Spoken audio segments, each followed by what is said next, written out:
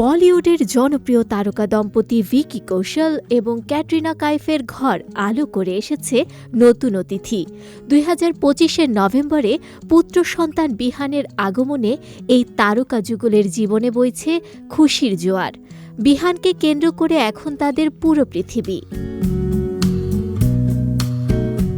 এর মাঝেই বন্ধু ও সহকর্মী আলিয়া ভাটের পক্ষ থেকে এক বিশেষ উপহার পেল ভিকি ক্যাটরিনার পুত্র।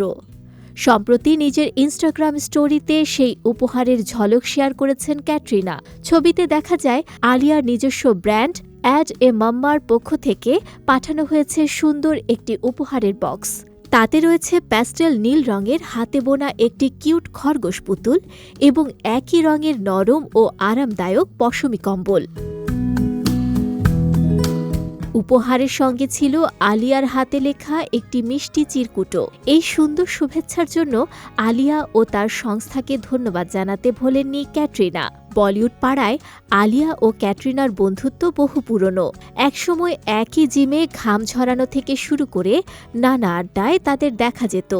যদিও ব্যক্তিগত জীবনের নানা সমীকরণ নিয়ে অতীতে অনেক গুঞ্জন ছড়িয়েছিল, তবে সেই সব জল্পনাকে তুড়ি মেরে উড়িয়ে দিয়ে তাদের বন্ধুত্ব যে এখনও অটুট, এই উপহার তারই প্রমাণ। আলিয়া শুধু ক্যাটরিনাকেই নয়, এর আগে কিয়ারা আদভানি ও সিদ্ধার্থ মালহোত্রার কন্যা সারায়ার জন্য একইভাবে ভালোবাসার উপহার পাঠিয়েছিলেন।